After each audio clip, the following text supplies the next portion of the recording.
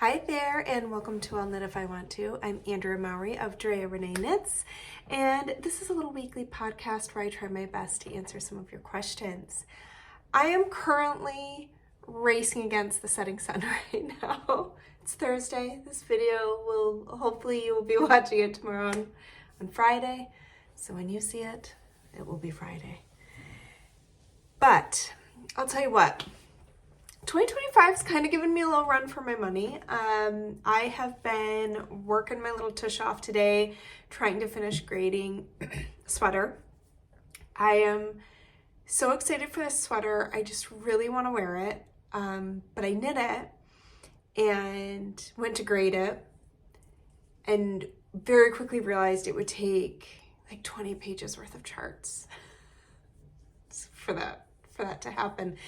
And so I had to rework it. I had to think about it and do some reverse engineering. My glasses are filthy because it's the end of the workday.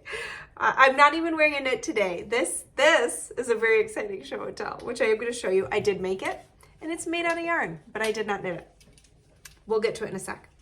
But basically, this sweater that was kind of kicking me in the tush, I basically had to reverse engineer the whole thing and re-knit a second sample. And that's just the way I design. I know that there are very clever designers out there who are writing the pattern before they ever get to finish knitting a sample, so they know that it would take 20 million pages of charts. But you know, this is just the way I work. I knit it, I make sure it can happen, that it can be knit, and I try it on and I make sure I like it, and then I do all the math and everything. So anyways, this is what happens sometimes. So I finished knitting the sweater this morning, and thankfully all my math's done. I just had to reverse engineer the whole pattern. So now that I know that it could be worked in reverse, we're good to go. But I'm coming up against a stiff deadline. I have to get it done. And so it is literally when I usually clock out for the day and I'm like, oh, I have to do a video. I cannot miss another week. I'm not falling into that trap. I feel like so many like podcasts and stuff like start taking breaks and then all of a sudden they just never come back. So I'm here, I'm doing it. And let's start with the show and tell. So yes, I'm in my workout clothes. I did not even get dressed. And I'm not wearing the scarf properly. It keeps falling off, but I have tea. Tension Tamer, one of my faves, in a mug I bought at a craft fair in Tennessee many, many years ago. This is my favorite souvenir to get when traveling is pottery. But anyways, let's do my show and tell. So I told you that I finally got back to my loom, and for a little while before I realized I would never be able to keep up, I subscribed to the Just Yarn weaving subscription thing. And so I got 3 projects. It was a scarf, a pillow, and a rug. And so I did the scarf. And here it is. So wrinkly. I washed it and I just hung it to dry. But look at these tassels. I have to say, the tassels on weaving projects are really a delight. So sad. Like, can you see those? Oh my goodness, I had so much fun making those. So here is my first weaving project in like 2 years. And I'm so tickled. I'm really excited about it. The pattern is by a woman named Christine. And I am hesitant to attempt to pronounce her last name, Chavatni or something like that. Anyways, I don't know a ton about weaving designers, but I love her work. I'll put a link. I'll see if I can get a link to her website because her work's really worth checking out. I would love to take an in-person class with her someday. Okay, I'm not gonna ramble today. We don't have time for it, Andrea. We don't have time. Let's get to some questions. Anyways, I wove this. I'm so excited about it. I finished my tassels and washed it yesterday. So I'm tickled. But let's go ahead and talk about knitting because this is a knitting podcast. Question number 1 is about test knitting. I've done a few test knits before, but always struggle with figuring out what is considered a modification, and what isn't? Obviously, we can add length to arms and the torso, but I have really strong arms for my size and often need to go up a sleeve size. For a bottom-up drop shoulder knit, I would need to add length after splitting for the sleeves so that I can pick up more stitches. Is that allowed? What about adding more slope to the shoulders for someone who has fairly sloped shoulders? Most of the time, the test sign up goes so fast, there isn't much time to really consider pattern dimensions against my preferences. So this is a great question. I can only answer it for me. I cannot answer it for any other designer and their rules around their test knits. I do prefer to keep modifications to a minimum because my goal when it comes to sweater test knits, I mean, really what I'm hoping to get from my test knitters is that they could read the pattern okay, that they could follow it, it was enjoyable, but also that they like the finished item. So if you have to make modifications, that makes it a little hard for me to gauge how well it was received. There is nothing wrong with making modifications in general. I urge you to do that, especially if you're comfortable doing it. So for me, if it was a test knit that I was running, I always allow sleeve length and body length. That's typically always okay to adjust. But I usually keep it to that because I'm also trying to gauge, like, does it fit well? Are people happy with the fit? I also, though, am really open to when it's a modification, especially when it's something that I know other knitters might run into. There's definitely other knitters out there who want to adjust sleeve size. So sometimes I enjoy having, I really appreciate having a test knitter in the group who wants to do something like that, that doesn't do a huge change to the pattern, but it improves the fit for them. And especially if they're willing to put those in their notes, if they post a project page or if they're ever sharing about the pattern, that's really useful for other knitters to be like, oh, okay, this person just went ahead and knit the yoke depth longer to help accommodate that needing a bigger bicep circumference there for their sleeve, and it worked out well from them, and this is how they did it. Like, I really appreciate that kind of thing. I would recommend getting a green light on that before just doing it. And again, it's really going to depend on the designer. I would say for me, if that was the modification, I would be really probably completely fine with that, because I want test knitters to get a knit they like and love and want to wear. And if knitting it as is isn't going to achieve that for them, then I don't want them using their time to do that. But something like shoulder slope, things like that, that really start adjusting the silhouette of the pattern, I would say wait till the pattern comes out and just knit it once the pattern's released so that you can modify to your heart's content.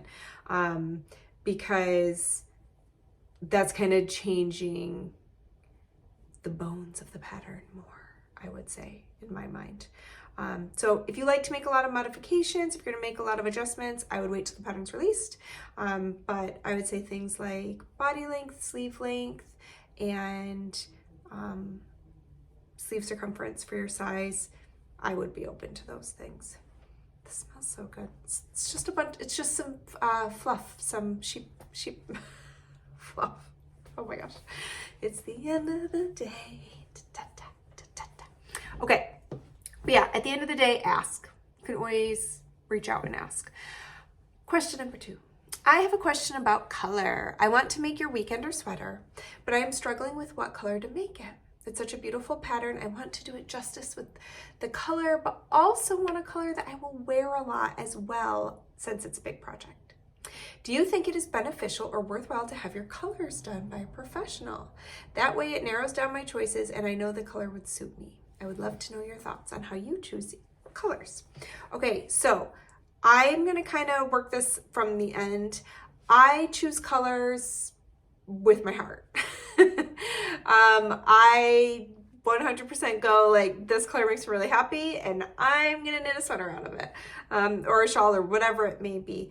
I have had my colors done and I did not agree with the outcome.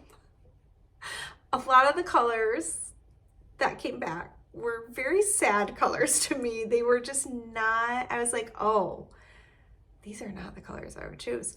So, you know, I feel strongly about following my heart, my joy, and what makes me happy, and that's what I'm gonna do. That being said, I do know a number of people who've had their colors done and loved it and found it to be so helpful. So I think if it's something you're interested in, explore it. There's really cool people that you can get your colors done by. My mom got them done when she was like a teenager, and she still talks about it. I don't remember what she is, a cool summer or whatever it may be, a spring something or other. And it does really suit her. I mean, her colors are pretty spot on for her. So I say if you're interested in it, go for it. It can be pretty fun. But also you don't have to be tied to the outcome. Just because somebody says these are your colors doesn't mean you have to agree with them. At least I don't think so, because I did not. I was like, nah, that doesn't work for me. I want all the colors, and I want ones that make me feel really happy. Like the colors I am wearing right now were 100% not on my list. And like, I love this color green. So there you go. Here's another thing I'll say too. If you are concerned, I know going into a big project, there's something to be said for making sure that when you're knitting something like a sweater, it's gonna cost more money for all that yarn. Oh, sorry, my computer just tried to start listening to me, so rude. So it's gonna cost more money for that yarn. It's also going to take more time. So you do want to feel confident with your choice. So what I recommend is, if you are unsure, take a peek in your closet and see what colors do you wear, or go through your photos and be like, what colors, like what outfits do you look at and you're like, oh, I love this picture of me. Look at what you're wearing in that picture and see, oh, okay, I seem to wear this color a lot. I feel good in that color. I like how I look in the photo in that color. And remember, for a sweater, you don't have to go big and bold if that's not your thing. If you are interested in kind of pushing your color boundaries, you could still knit your weekender in neutral. I have 4 weekenders. One is gray, one is emerald, black and white. One is like a pretty neutral blue, you know, it's like a pale blue. And then one is off-white natural.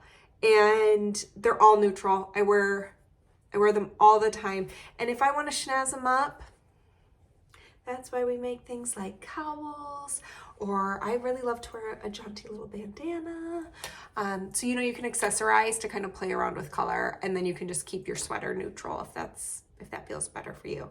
That being said, I have seen some amazing, really playful weekenders where people do all kinds of fun color blocking, and I've seen a lot of hand spun ones with really fun, colorful hand spun. So the world is your oyster.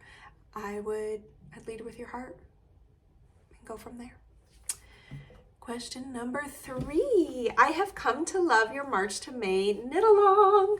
This will be my 4th year participating, and I want to knit a shawl using some of my hand spun yarn, but I need to get it ready. I'm also wondering if you will be releasing any new patterns we can use in the knit along. I would love to hear anything you can share so I can get even more excited. I'm so excited too. I actually haven't thought about it yet. But we are like already scooting right through January.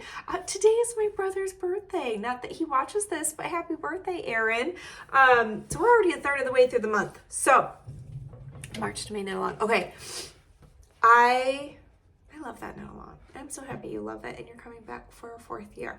I love that you want to spin something. If you want to plan ahead and know, I would probably recommend doing something like my traveler shawl or my Attune shawl. Both of those I designed with my own hand spun. But shawls are great. You can really use your hand spun for any shawl, you know. So March to May knit along, if you don't know about it, is for sweaters and shawls. And those are the 2 things we work on. It goes for about 3 months, hence March to May. And I will have 3 new patterns by the time the March to May knit along launches. Wait a minute. 2. There will be a sweater and a shawl. being released before the knit along launches, and then there will be a new sweater in March and a new sweater in April. So all in all, there will be 3 new sweaters and 1 new shawl by April. And the knit alongs March, April, May. So there you go. That's what I can tell you. I can also tell you, by the way, this is the 200th episode. Hey, happy 200. I can also tell you what else. Oh, I have a new sweater coming just next week. So on Tuesday, if you're not already subscribed to my newsletter, this is a really good time to do it because we have a new pattern, 1st of 2025, coming on Tuesday. It's a sweater. Can't wait to share it with you. I knit it back in the spring, and sometimes I'll tell you what, things just take a while. Knit design is slow. It's a lot slower than I think people know. So I've been sitting on this design for such a long time, and I'm excited to finally be able to show you. All right. In regards to knit-alongs, I will share more about March to May as it gets closer. Also, we are coming up to the end of our DRK Spins the Traveler knit-along. I think I talked a little bit about it last week, but we are spinning yarn and knitting anything from my Traveler series, but you could also knit any of those patterns and still participate. It doesn't have to be with hand spun. There's links to all the info below. Okay, it's getting darker by the minute. Question number 4. I have some small mill spun alpaca from a farm that raises alpaca and spins it. I have some lovely gray-green DK weight and some natural and sport weight that I was going to use for my second metamorphic. But a friend told me that alpaca has no memory / elasticity and would stretch out. What would you advise? Should I make a different fiber choice? I would be wary of knitting a sweater in all 100% alpaca. It is floppy. It is so drapey, which can be lovely depending on the project. But what I would do if you are like, oh, I really want to use this, if you aren't married to necessarily using those 2 yarns together, I would just swap one of them out for a wool yarn. And I think that that would counterbalance the drape of the alpaca. It would be so lovely and soft. But then if you had a wool yarn in there just to give it a little more of that shape and bounce back. Because what can happen when you use 100% alpaca yarn is it grows probably a lot more than you'd expect. And it's just floppy. It is floppy. So I would be careful using 100% alpaca in a sweater unless you really want drape. Like, it'd be great for a flowy cardigan, but even then, really pay attention to the fact that it's probably going to grow quite a bit, especially if it's just 100% alpaca. But be super soft. It's great for shawls because you want the drape and you want the softness. You know, it's going to be around your neck. All right. Question number 5. I would like to knit the boho blush shawl with some fingering weight yarn I have in stash. I'm swatching on both 3.5 and 4mm needles as I tend to be a tight knitter. Neither swatches have been washed and blocked. You need to wash and block them. But let's keep going. But I cannot imagine the 3.5 needles will be anywhere close as it's measuring too small. So even if this swatch grows and blocking, it will still likely be far too small. The real problem that is concerning me is the swatch that's being worked up with 4mm needles looks bang on for stitch gauge, but the row gauge looks like it'll be an inch too short. This is why I'm telling you, you really need to block. This is even telling me that more light is required. I can see on my phone. we gotta wrap this up. Okay. This is why I'm telling you need to block your swatch. Boho Blush is a garter, lace, and brioche shawl. And the majority of the fabric is garter in between little bands of brioche and lace. That garter and the lace are compact. They, when you block and when you wear that shawl, they are going to stretch out and drastically change your row gauge. So it sounds like you're probably okay with that 4mm. It also, though, sounds like you did a small swatch. So just future tip, it's a shawl. I'm gonna be honest, I don't think you have to be too crazy with your swatches for shawls if you don't mind, if they're not perfectly the dimensions they're meant to be and your gauge isn't super far off. But you should be knitting a swatch that is larger than 4 by 4 inches or 10 by 10 centimeters because you need to measure within the swatch. So let's pretend that this package of tissues is my swatch. This would be too small because I cannot measure. I want to measure within a full 4 inches this away and this away. I do not want to include the edges because the edges distort it and they don't tell you the truth. So you always want to knit a little bit of a bigger swatch than that, and you absolutely want to wet block it, especially because depending on what your yarn is made of, you mentioned here it's wool and hemp. I haven't used a lot of hemp. I don't know, a lot of plant fibers tend to grow. So it would definitely behoove you to wash it, and especially when there's some garter stitch in there, because that garter stitch is kind of like cables or ribbing. Before you block it, it's all like, oh, hello. And then you block it and it just and opens up. Your brioche is going to open up too. So it is going to change your gauge. So I would take both those swatches, let them soak for 15 minutes, pull them out, dry them, squeeze out the moisture is what I mean by dry them. Don't like put them in a dryer. And then just lay them out flat to dry. Leave them alone and then measure. And I think you're going to get a truer gauge. So that's what I would do. And I think you're going to be fine. But also with a shawl, over time, that if you're planning to do the tassels, the weight on those tassels is also going to help open the shawl a little. That lace is going to open. So I wouldn't overly worry about the row gauge. Like if you have stitch gauge, I bet you're going to be fine.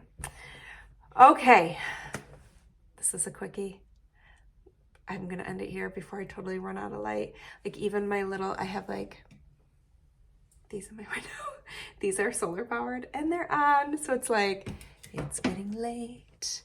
And my family's probably like, where are you? So I'm going to go down. That was my show and tell. I showed you. I told you about it. I so appreciate you being here. Again, new pattern coming next week. And I guess that's all I got for now. Thank you so much for spending some time with me. I hope to see you back here next week. If you want to ask a question, go to the show details below, scroll on down. There's a form you can click on and fill it out. If you like this little podcast of mine, please feel free to hit the subscribe button. That's always really helpful for podcasters if you like and subscribe and do all that stuff. It's kind of a way to give us a little boost. So it's always appreciated. All right, happy making. Bye.